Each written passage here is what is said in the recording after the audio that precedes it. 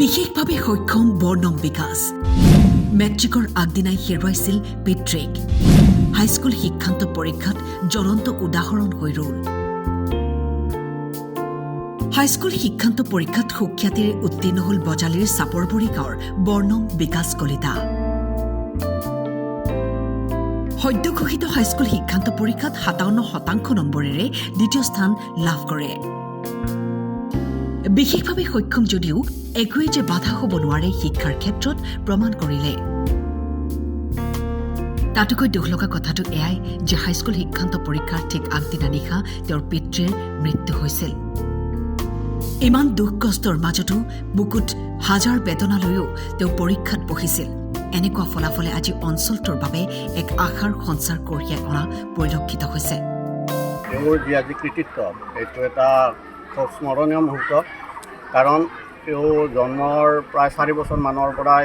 তেওঁ আজি যিটো বিশেষভাৱে সক্ষম এই ৰূপটো পায় জন্মটো সম্পূৰ্ণ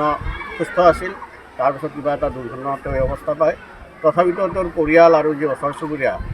সেই সকলো লোকৰ আশীৰ্বাদ আৰু প্ৰচেষ্টাত তেওঁ কিছু সুস্থিৰ হৈ বিদ্যালয়ত পঢ়ে আৰু তেখেতক আমি সকলো ফালৰ পৰাই শিক্ষক শিক্ষয়িত্ৰীসকলেই নহয় তেওঁৰ যি বন্ধু বান্ধৱ সহপাঠীসকলে তেওঁক উৎসাহ জনাই আহিছে আৰু তাৰ ফলশ্ৰুতিত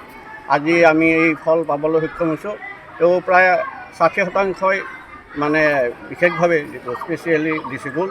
কিন্তু সেইখিনি তেওঁক মানে ঋণাত্মক হিচাপে ল'ব নিদি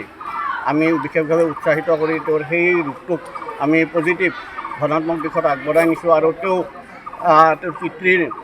আগদিনা মৃত্যু হোৱা স্বত্তেও তেওঁ মুঠ নম্বৰ ৩৪১ প্ৰায় ৬৭% নম্বৰ লৈ উত্তীৰ্ণ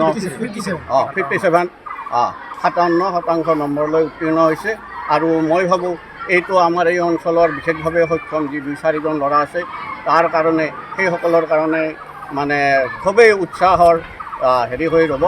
উদাহৰণ হৈ ৰ'ব আৰু এই ক্ষেত্ৰত তেওঁক আমিও আমাৰ ফালৰ পৰা ধন্যবাদ জ্ঞাপন কৰিছোঁ তুমি মেট্ৰিকত ছেকেণ্ড ডিভিজন পাই উত্তীৰ্ণ হৈছা কেনেকুৱা লাগিছে ভাল লাগিছে তুমি শাৰীৰিকভাৱে সক্ষম তুমি মেট্ৰিকতো যথেষ্টখিনি কষ্ট কৰিছা তাৰ আগতে তোমাৰ দেউতাই ঢুকাইছে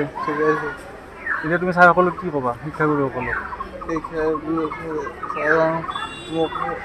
অলপ সহযোগ কৰিছে